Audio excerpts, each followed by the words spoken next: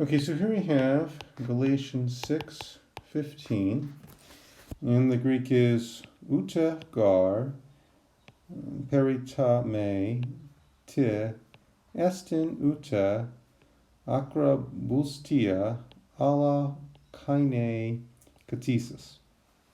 It's kind of a hard word to say because you have two consonants right next to each other, something that does not usually happen in Greek. Well, two consonants without a vowel next to the first one.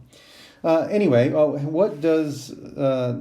do we translate this? Well, let me first say there's a construction here, a neither nor kind of construction. It's the uta uta. When you have two of these, you translate it neither this nor that. If you looked it up in the glossary, you would have seen that. Perhaps this person did that and was able to get it.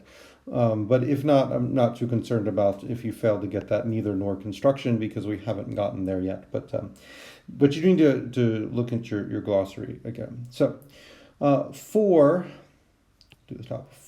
neither is circumcision anything, nor uncircumcision, kind of an implied is anything, so that's sort of implied over there. But new creation. And I like this verse because there's a whole lot of theology packed in here. And the contrast that Paul's setting up here is just fascinating. Circumcision doesn't mean anything. Uncircumcision doesn't mean anything. That would be a matter of the law. But rather, what means something is new creation. So there's so much in here, and tempted to switch over into the Acts and Paul class here because the importance most of you are in Acts and Paul. We have that Voss's chart here. New creation is up here.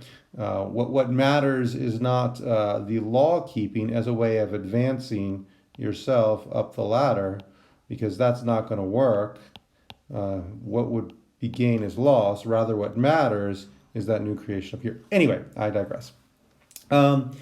What we have here, though, is the indefinite pronoun. Now, I have to qualify something I said before. I said before that I said that the indefinite pronoun does not have a accent. And what do we have here? We have an indefinite pronoun with an accent right here, because notice here is the accent. What's going on there is it's not an interrogative pronoun because you're always going to have a question mark at the end. The book says that on page 209. The presence of a question mark is the easiest way to identify most interrogative pronouns.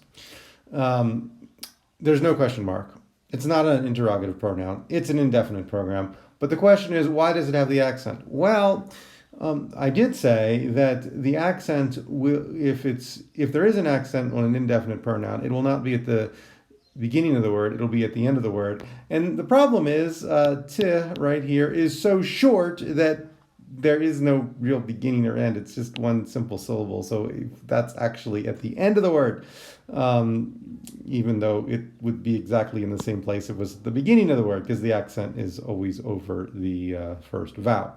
So you do have to pay a little bit more attention here. You can't just rely on the accents in every single case, especially with t, but this is an indefinite pronoun, and it means the idea of anything. Circumcision is nothing. Neither is circumcision anything. It is nothing. That's the idea. But what matters is new creation.